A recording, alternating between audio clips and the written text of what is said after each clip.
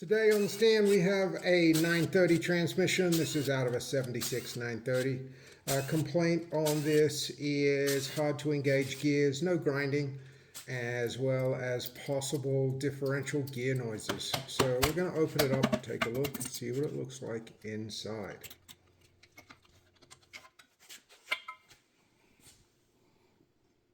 Reverse idler, looks nice and clean inside the transmission. This transmission has been rebuilt already, so we're just going in to see what maybe the other guys missed, or maybe there's nothing wrong, we're just not sure yet.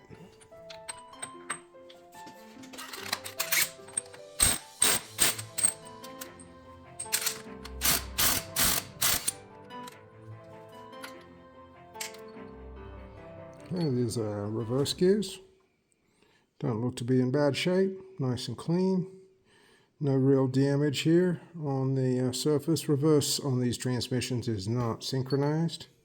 So we're just looking for wear on these little dogs right here on the drive teeth face.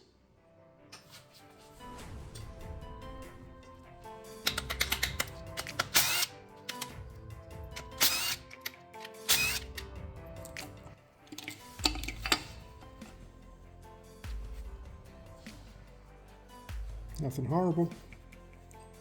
Mild crunchy bits, but nothing that I would seem or deem unusual.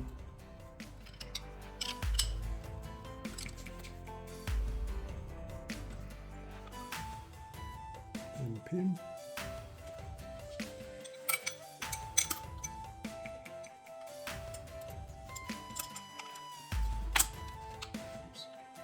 Pop the whole thing out.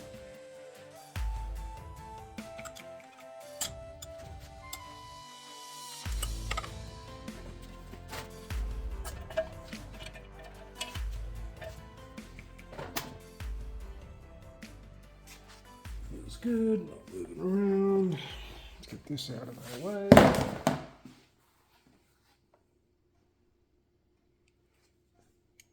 So some of those dogs don't look too good, and some don't look that bad.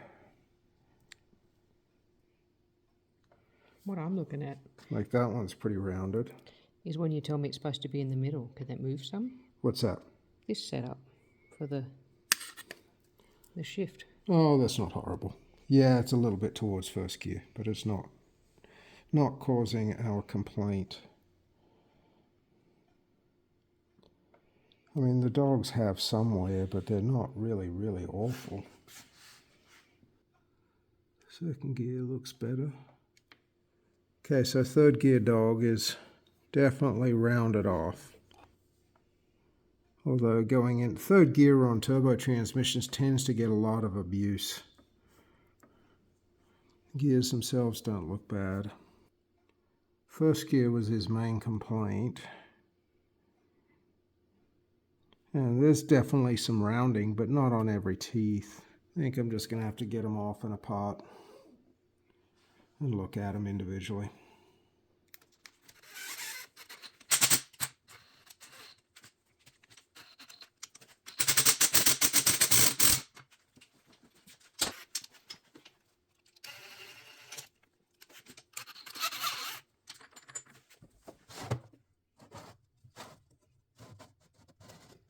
Definite flat spots.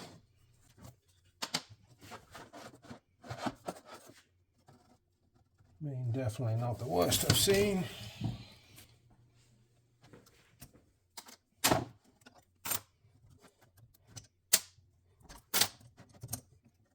Yeah, I can see it. See the difference out here versus in there. See how the ends are flattened, yet in there it's more knife edged. Not on every tooth though. Some are worse than others.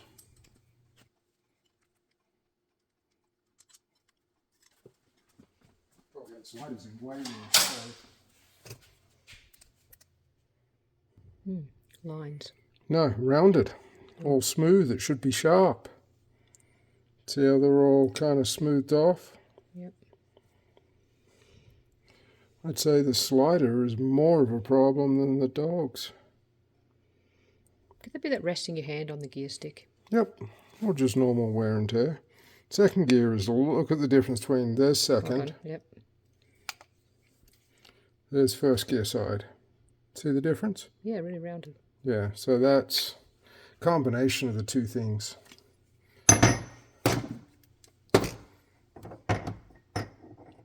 So he's obviously just hitting right, yeah, see right there, and then it'll finally go down.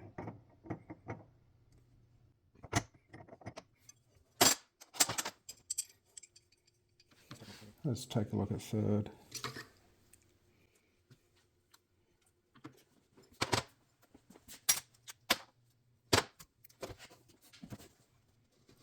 Third gear looks a lot better off than looking at it assembled. I would say they're okay.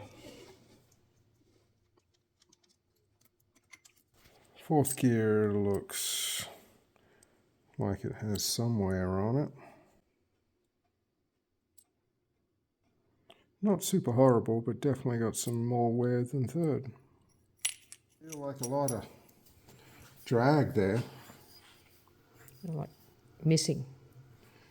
Okay, and since we got a diff noise that we're looking for, I'm going to pop this out and then measure the bearing drag before I pull things apart.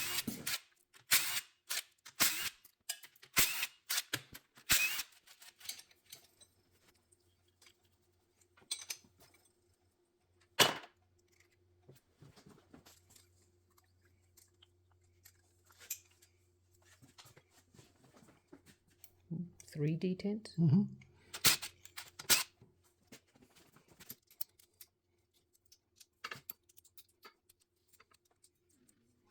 Intermediate retaining plate.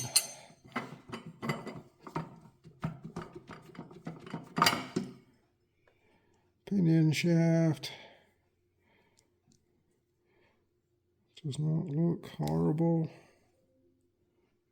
Except for that big chunk in the gear. Can you see it? Yeah, I see it, yeah. It's like a swirl thing. Right on the drive. It's on two of them.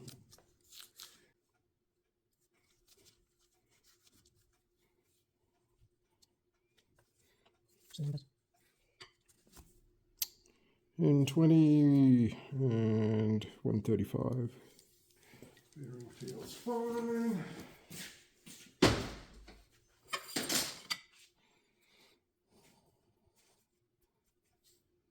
I reused the nut instead of putting a new one on. A little bit of wear where the seal runs, but otherwise looks okay. Nice and tight. Doesn't want to spin, so that's a good thing. Same with that one. So the housing's good. We've only got a 0.1 shim. Just one? And just one. With a little bit of extra corrosion. But not bad. A little bit of starting, but there is almost no preload here whatsoever. We are looking at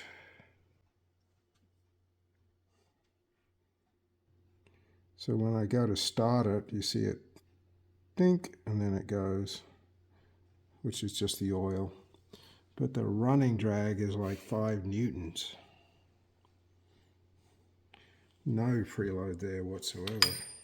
So bearing preload for SKF bearings, we don't know what bearings they are, should be 25 to 35 newtons.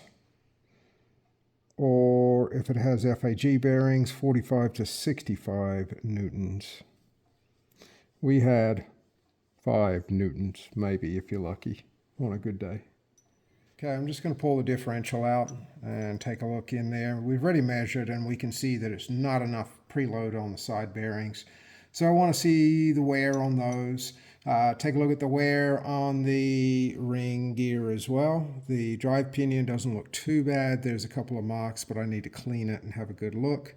So we're just going to get a little deeper.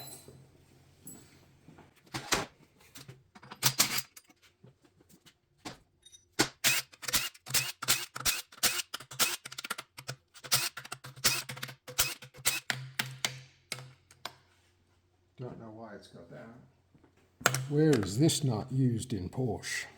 Starter motor. Nope. Oh, heads. YouTube question. Tell me where that nut should be used. It's a 8mm Don't barrel nut. answer it. That's the YouTube question. If you get it right, you get a hearty well done.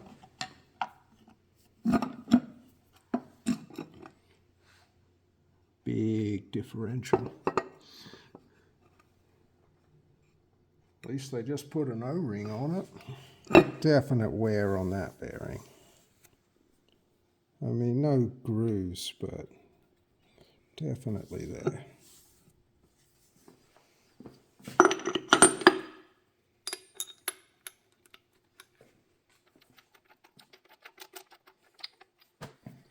One, two, three. It's big. It's heavy.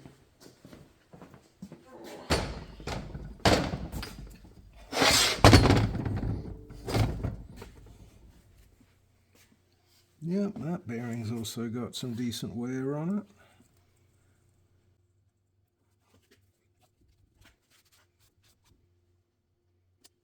Not seeing any obvious stuff screaming at me.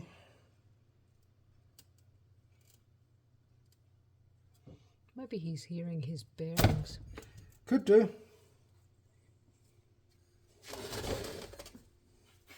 These have got SKF bearings in it, so it should have been, I would have expected to see it on the low side being used bearings at 25 newtons. There's definitely some wear there.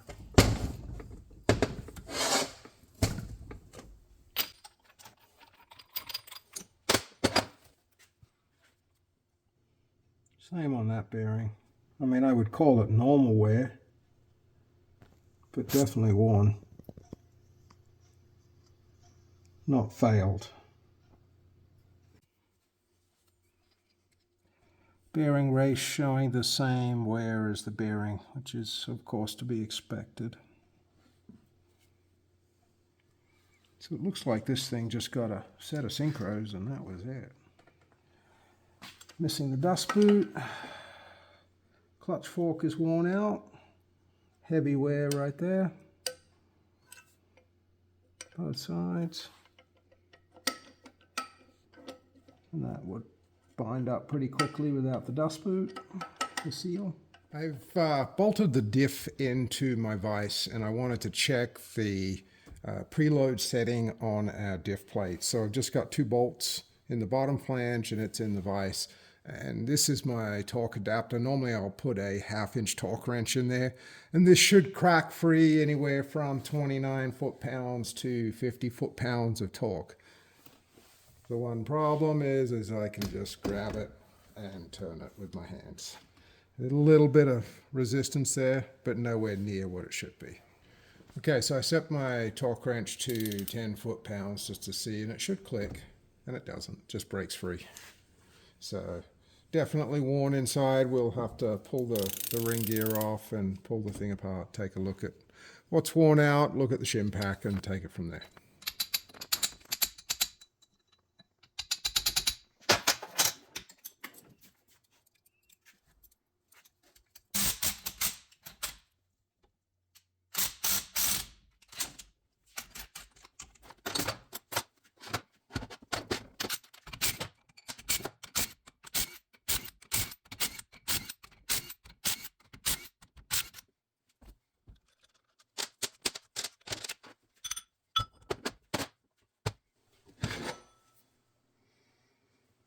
So, ring gear.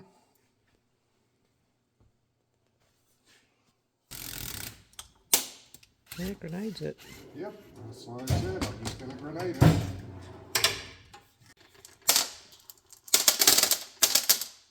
Scoop all of that, because there's the shim size and everything down under there.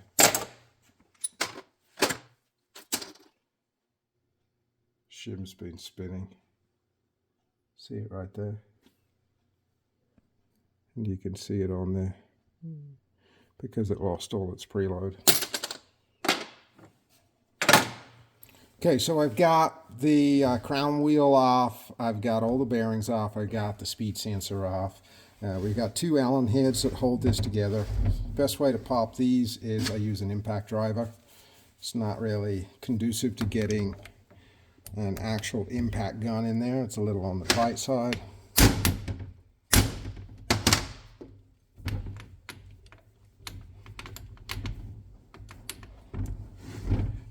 And I've already popped the other side, I think. Nope.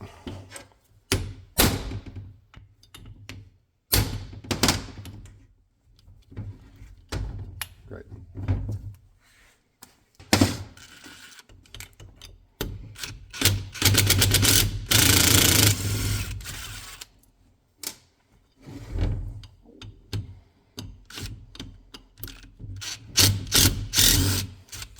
So only line up one way. Yeah.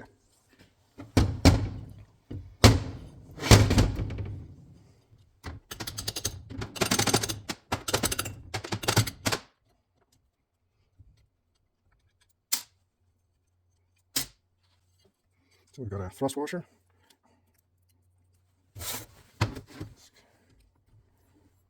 Seen some pretty significant wear.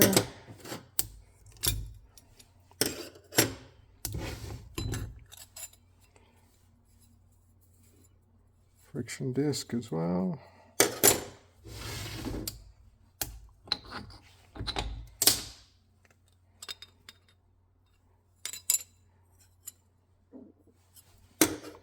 So 2 friction discs, 1 steel, 1 pressure. And then down inside here, this is our side gear. So this rotates, and the way that this works is the ramp right here.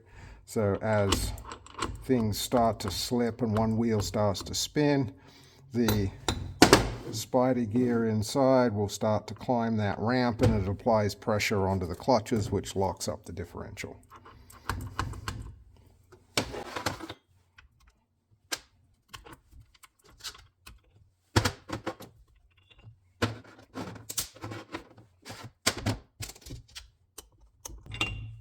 Here's our other side gear.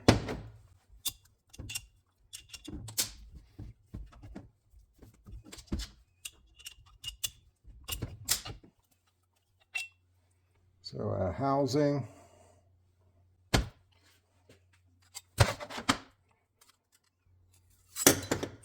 2 friction discs, 2 steelies, 1 thrust. And we've also got another thrust washer all the way down in there. So if we look at our diff breakdown, and this is going to have more discs in it than what we actually had in ours, which is totally fine. Depending on what percentage the diff is will vary how many of these spaces that you actually have. So the first thing we saw is both of our wavy washers, which are the outer ones, these apply a certain amount of preload, flat as a pancake. So that just says, hey, everything has been in there for a while, it is old, and it has lost its spring tension, it's worn down. That in itself is enough reason to say why the diff wasn't making its minimum pressures.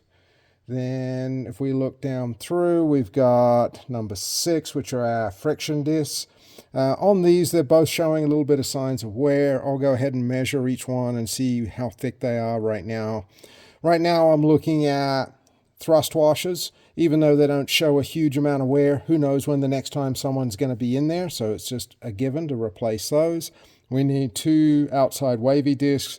Then I think I would most likely replace our friction discs, just because they're the ones that actually lock up that differential and apply friction to grip together. They link the splines from the side gears to the housing. So it seems ridiculous not to change those 2 parts, but we just want to get a good overall idea of what's going on. I need to clean these other components, see if there's any major scoring or wear on them. Doesn't look like it right now, but just need to get everything cleaned up and quoted up. Okay, so here's our other spacings like it shows in the shop manual, and these are just really stuck together. Doesn't look too bad. I mean, no major signs. I mean, this part and this part should have no movement because they're keyed together. So this friction here is going to come from our friction discs. And it, I mean, definitely polished. Definitely showing some signs of wear. But as I said, need to get everything cleaned up. A little bit of wave left to this, but plenty of wear on the wave disc. Yeah, the same on this side. You can see our spaces. Once again, just got to get everything cleaned up. Okay, so we have everything apart and just wiped down. I've washed the housing. I've just got to finish rinsing it. But what I've done now is I've just measured my size. Our spacer shims are available in different sizes. Everything's 2mm except for this one, 1.87, so 1.9 millimeters. Not looking for a super accurate measurement right now. I just wanted to get an idea. Measured my plates. They are differing in size by only about 0.05 of a millimeter. Fairly consistent with wear. Nothing looks particularly horrible on the wear surfaces. There's obvious signs where it's been spinning, but it's not being overheated. There's no deep scouring. The other thing that I'll do when I put this back together, if I end up using this same size shim pack, is I'll just flip that over. This is just some staining from sitting against the hub here. We'll clean it up, and then it'll have a fresh surface for those friction discs to run on. So far, just old. It's just seen some miles. Nothing particularly horrible, and should all clean up fairly well. Okay, so I'm just looking at my clutch fork. Clutch fork is showing signs of wear. Also looks like that top bushing right there. We've got quite a bit of side-to-side movement, so we'll probably look at rebushing that as well. Oh yeah, we got quite a bit of movement there on our clutch shaft as well. So we're going to need a full set of bearings on that. I'm going to pull the roll pin and just take a look at the shaft, make sure it's not heavily damaged. Guide sleeve is very dry too.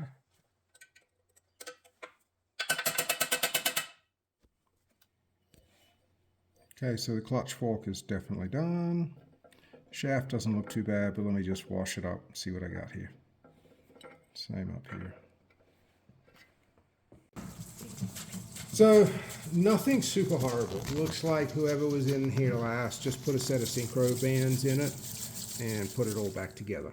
Didn't do anything horrible that I see. I mean, there's no gobs of sealer and nasty stuff in here. All the bearings showing wear but not worn out. Diff bearings definitely, I'd say 75-80% worn out with no preload and the amount of scoring on them. Need to clean things up a little bit more and do some closer inspections, but I think I have enough to have a chat with our owner.